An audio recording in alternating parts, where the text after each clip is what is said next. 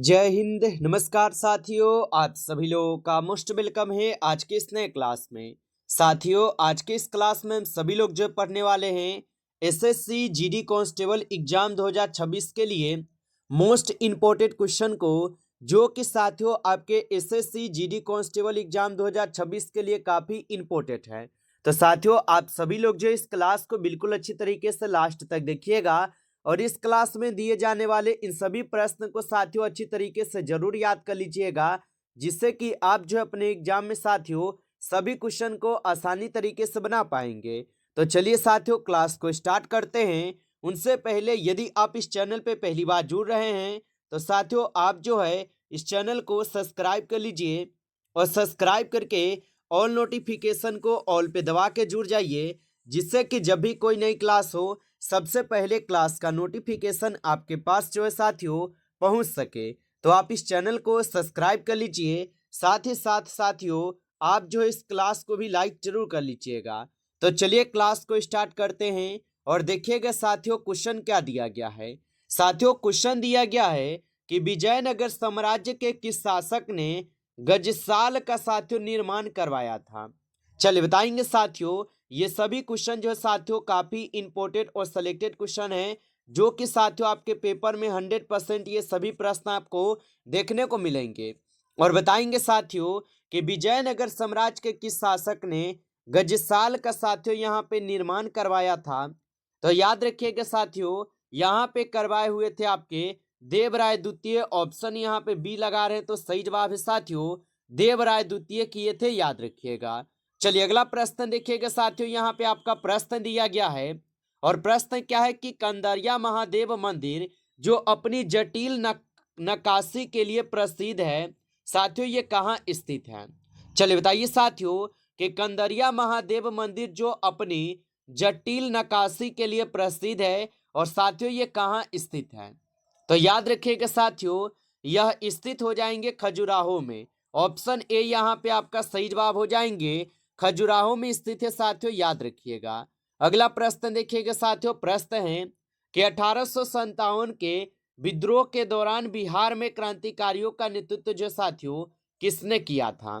चलिए बताइए साथियों, तो 1857 के विद्रोह के दौरान बिहार में क्रांतिकारियों का नेतृत्व किसने किया था।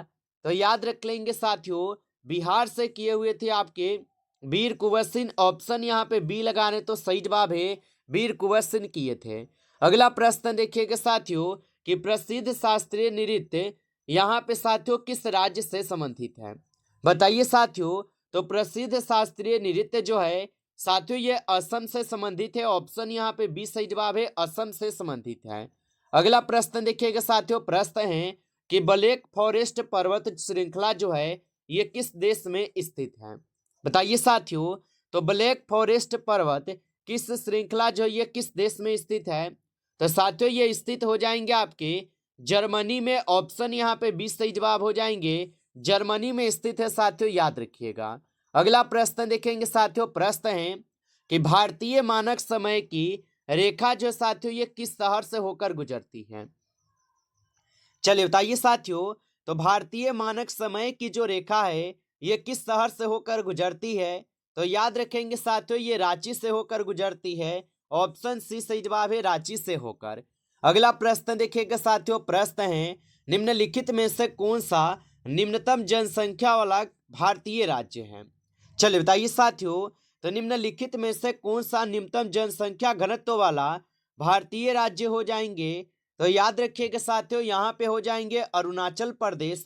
ऑप्शन सी यहाँ पे सही जवाब है, अरुणाचल प्रदेश होगा। अगला प्रश्न देखिएगा साथियों, प्रश्न यहाँ पे है कि भारतीय संविधान का अनुच्छेद 360 जो है ये किससे संबंधित है। चलिए बताइए साथियों, ये सभी क्वेश्चन जो साथियों काफी इंपॉर्टेंट और सिलेक्टेड क्वेश्चन है, जो कि साथियों आपके पेपर में ये सभी प्रश्न 100% पूछे जाएंगे। तो अच्छे से आप इन सभी प्रश्न को जरूर याद कर लीजिएगा। और बताएंगे साथियों कि भारतीय संविधान का अनुच्छेद 360 जो है ये किससे संबंधित है। तो याद रखिएगा साथियों ये संबंधित हो जाएंगे आप सभी लोगों का वित्तीय आपातकाल से। ऑप्शन यहाँ पे 20 सही जवाब है, वित्तीय आपातकाल से। अगला प्रश्न देखिएगा साथियों, प्रश्न है कि पंचायती राज को संवैधानिक दर्जा किस संशोधन अधिनियम द्वारा जो साथियों दिया गया था? चलिए बताइए साथियों, तो पंचायती राज को संवैधानिक दर्जा किस संविधान संशोधन के द्वारा साथियों दिया गया था? तो याद रखिएगा, इनको दिए गए थे 73वां संविधान संशोधन के द्वारा। ऑप्शन सी सही जवाब है। अगला प्रश्न देखिएगा साथियों, प्रश्न है कि नीति आयोग के पदेन अध्यक्ष साथियों कौन होते हैं? चलिए बताइए साथियों कि नीति आयोग के पदेन अध्यक्ष कौन होते हैं? तो याद रखिएगा साथियों, यहाँ पे हो जाएंगे प्रधानमंत्री। ऑप्शन यहाँ पे आपका सही जवाब है, प्रधानमंत्री होता है, याद रखिएगा। अगला प्रश्न साथियों यहाँ पे कि मिश्रित अर्थव्यवस्था का क्या अर्थ है? चलिए बताइए साथियों, तो मिश्रित अर्थव्यवस्था का क्या अर्थ होगा? तो याद रखिएगा साथियों, इसका अर्थ है सार्वजनिक और निजी क्षेत्र का सह अस्तित्व। ऑप्शन यहाँ पे बी सही जवाब है, याद रखिएगा। अगला प्रश्न साथियों, विटामिन B12 में कौन से साथियों यहाँ पे धातु मौजूद होती है? चलिए बताइए साथियों, तो विटामिन B12 में कौन सी धातु है जो कि मौजूद होती है? तो याद रखिएगा साथियों, यहाँ पे कोबाल्ट हो जाएगा। ऑप्शन यहाँ पे साथियों आप लोग का जो है सी सही जवाब है, याद रखेंगे।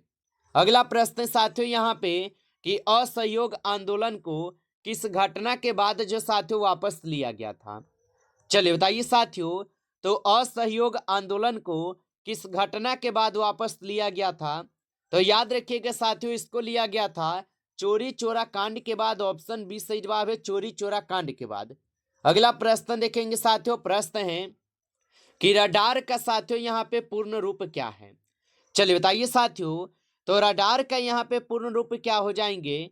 तो याद रखेंगे साथियों, रडार का पूर्ण रूप होता है रेडियो डायरेक्शन एंड रनिंग होता है। ऑप्शन ए सही जवाब होगा। अगला प्रश्न देखिएगा साथियों, प्रश्न है कि प्रसिद्ध पुस्तक इंडिका के साथियों लेखक कौन थे? चलिए बताइए साथियों, और साथियों आप अभी तक इस क्लास को लाइक नहीं किए हैं तो आप इस क्लास को एक बार ज्यादा से ज्यादा साथियों लाइक कर लीजिएगा। नए जुड़े हैं चैनल पे तो साथियों आप जो है इस चैनल को भी सब्सक्राइब कर लीजिए, और सब्सक्राइब करके ऑल नोटिफिकेशन को ऑल पे दबा के जुड़ जाइए, जिससे कि जब भी कोई नई क्लास हो सबसे पहले क्लास का नोटिफिकेशन आपके पास जो है साथियों पहुंच सके। तो आप इस चैनल को सब्सक्राइब जरूर कर लीजिएगा।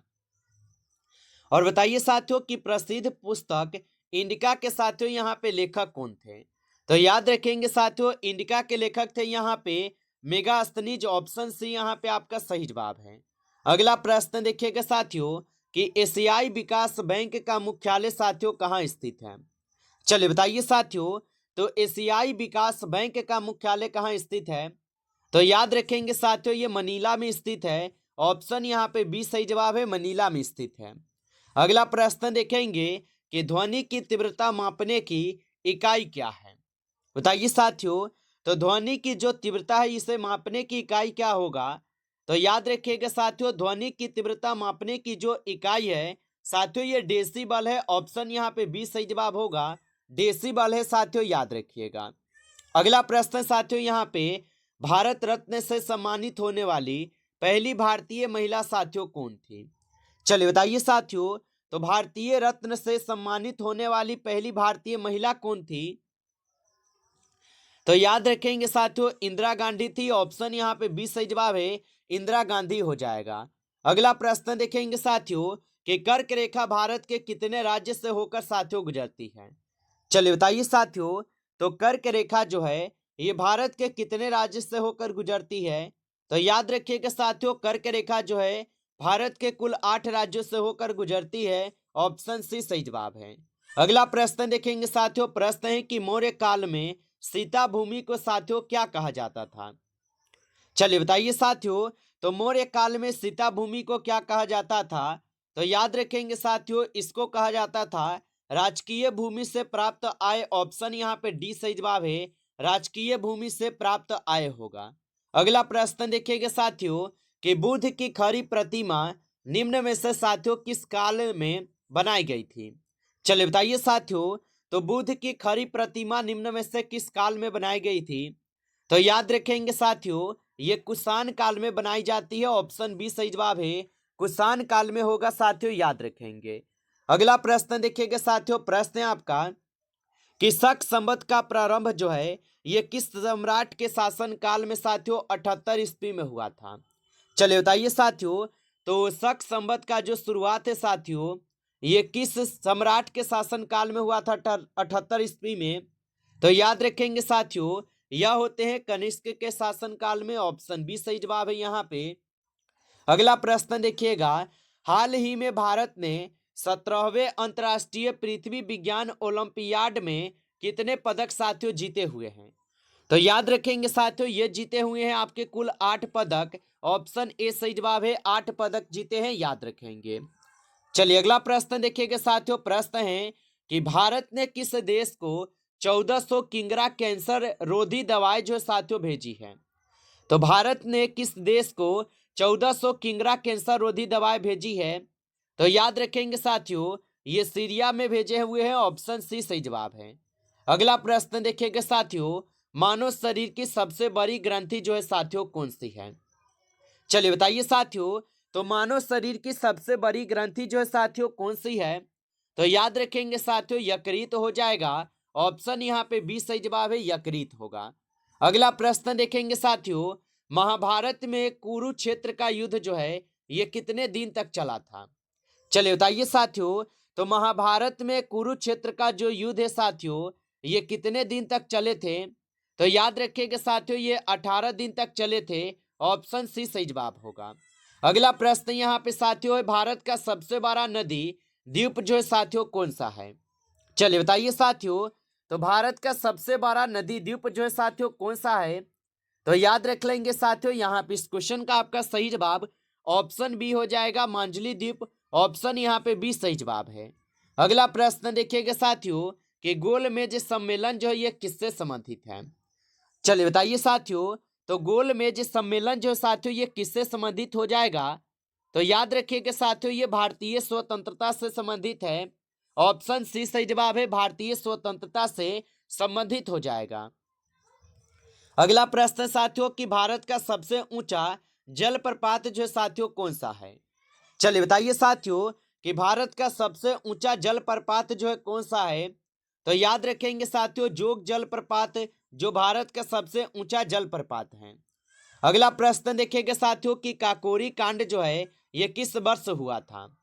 चलिए बताइए साथियों कि काकोरी कांड जो साथियों किस वर्ष हुआ था? तो याद रखेंगे साथियों, काकोरी कांड होता है 1925 में। ऑप्शन सी सही जवाब है, 1925 में होता है। अगला प्रश्न साथियों यहाँ पे, भारतीय संविधान के निर्माता जो साथियों कौन माने जाते हैं? चलिए बताइए साथियों, तो भारतीय संविधान के निर्माता साथियों कौन माने जाते हैं? तो याद रख लीजिएगा साथियों, डॉक्टर भीमराव अंबेडकर जी माने जाते हैं। ऑप्शन बी सही जवाब होगा। अगला प्रश्न साथियों यहाँ पे कि चंद्रयान 3 की चंद्रमा पर सफल लैंडिंग साथियों कब हुई थी? चलिए बताइए साथियों कि चंद्रयान 3 की चंद्रमा पर सफल लैंडिंग कब हुई? तो याद रखेंगे साथियों, 23 अगस्त 2023 को। ऑप्शन सी सही जवाब है। अगला प्रश्न साथियों यहाँ पे, रक्त का शुद्धिकरण शरीर के किस अंग द्वारा साथियों होता है? चलिए बताइए साथियों, तो रक्त का शुद्धिकरण शरीर के किस अंग द्वारा होता है?